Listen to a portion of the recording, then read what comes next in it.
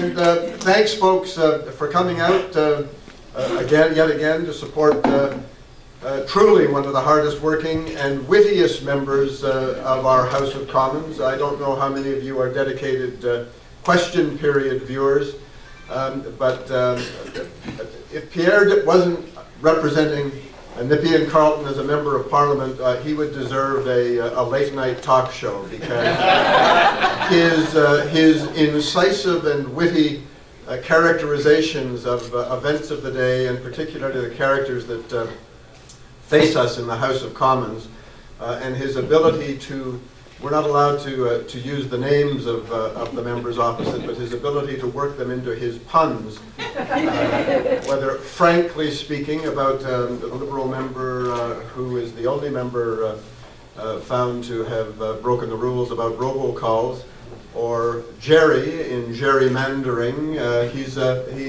It's really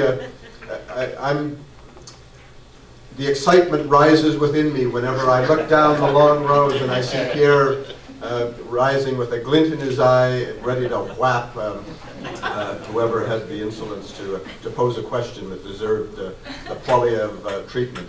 Thanks to the Legion. It's great that we're meeting here in the Legion as a love child of the Blitz, although I never said that when my mother was alive. Both my parents were serving in the Canadian Army overseas during the Second World War. I was born in the Canadian Military Hospital in the south of England, but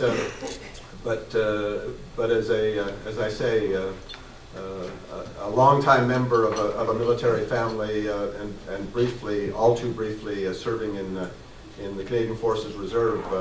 I think it's just wonderful, and I've got to say this Legion is proof positive that a great organization is enjoying a resurgence, and that our Canadian forces are getting the respect and the recognition for what they do and have done on behalf of Canada. Now, with regards to remarks here today, I understand we're going to have some questions and answers afterwards, but I'd like to just give you a couple of thoughts. Certainly, we're coming out of a very serious recession, and our still fragile recovery is front of mind for our government. The growth numbers that came out yesterday showing fourth quarter growth of just 0.6% is very modest, and it's positive, and we're leading the rest of the G7 in terms of how we're doing right now.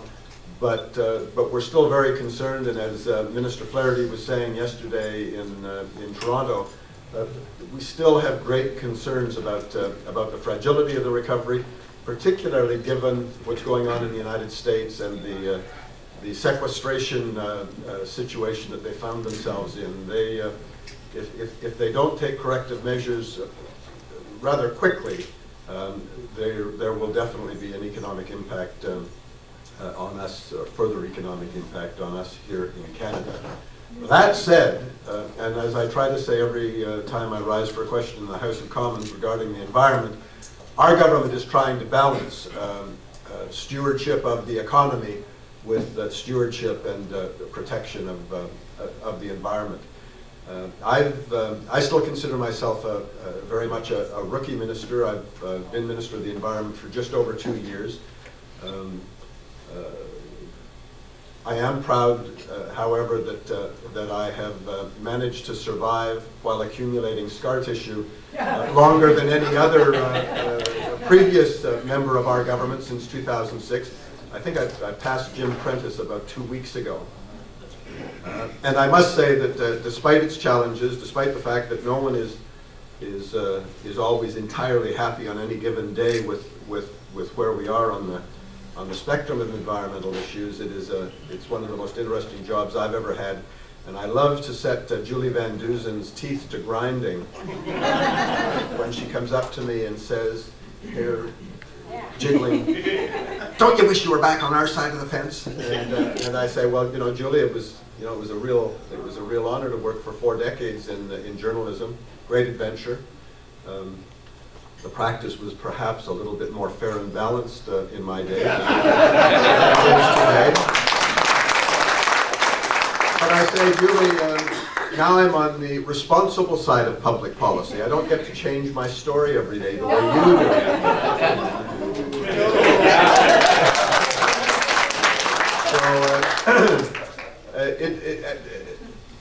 And working in this government, I've got to tell you, I mean, again, some of my former colleagues are always taking shots and saying, "Oh, you know, everything is micromanaged out of the PMO. There's no original thought going on." And the answer to that is that any government, any responsible government, any effective government creates policy in caucus, in cabinet, and believe me, the gloves are off very often in discussing policy issues, any number of policy issues from different perspectives. But once a decision has been taken, it's the team's responsibility to go out and represent and defend that policy. And I think that while the media would love to have the sort of fractious situation that we had under several previous Liberal administrations, we are getting the job done. The Canadian public recognizes that we are getting the job done. And that in fact, with very few exceptions, the unity of our government on the major issues of the day is something to be very proud of. And I've got to tell you that it has been, Julie Van Dusen aside, it has been a wonderful late life experience for me, and I like going forward to I look forward to going to the office every single day. Now, with regards to the environment and our current weather, I pass credit to Dave Phillips, our chief forecaster at the Meteorological Service of Canada. I have enough to deal with in terms of trying to convince the folks across the House about the real success that we've had in regulating greenhouse gases to do our part to fulfill our obligations under the Copenhagen Accord, but also the social legitimacy that our domestic program allows us to take on the really big emitters around the world, the Chinas, the Indias, the Brazils, who are still pretending that they're developing nations and that they should have 200 years, as we've had since the Industrial Revolution, to become the developed countries. I've been talking to a couple of you, and I know that there are those who believe that CO2 is an essential of life, and it is an essential of life. On the other hand, there is significant evidence that in fact the greenhouse effect is very real. I sometimes, to those in caucus who say, well, you know, how can you describe it? And I send them to YouTube. When I was working at the CBC a long time ago on a program called The Journal back in 1982. Nobody's perfect.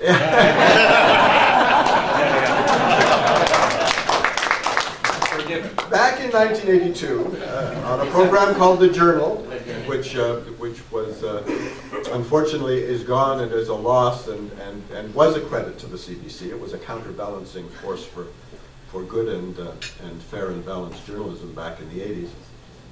There's a show, and if you care to Google the greenhouse effect, Peter Kent, CBC, there's a half-hour mini documentary that we produced on what was then a theoretical concept about global warming. And Bob McDonald, who's still their science correspondent at the CBC, did a great little demonstration with an inverted plastic globe, water, little streetscapes. But that program, which was about a theoretical concept, is still worth watching today. And the questions that we posed at the end of that program are still unanswered. We don't know the exact balance between the natural evolution of the Earth and warming, because that is there. It goes through millennia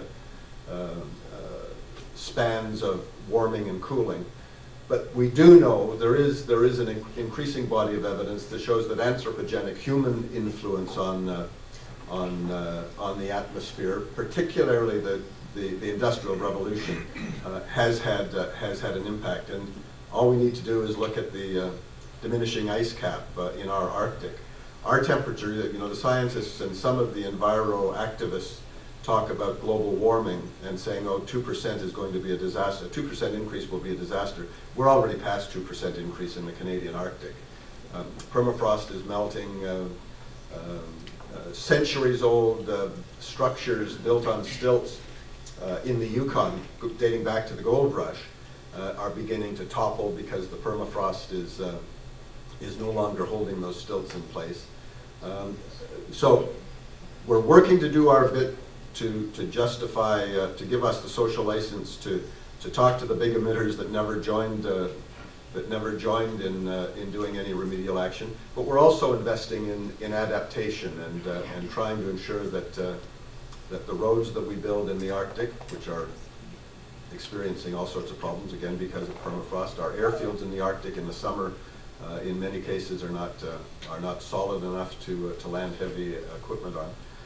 And also our ability to we were talking about this earlier over breakfast, the fact that the ice is now diminishing means that Canada has huge responsibilities in terms not only of our national sovereignty across the top of the world, but in terms of the increased marine traffic that we're going to be seeing. Every year now that some of these northern channels are open, we're seeing vessels running aground, putting not only the passengers at risk and the vessels themselves, but creating challenges with regards to potential pollution spills. And we're working on that.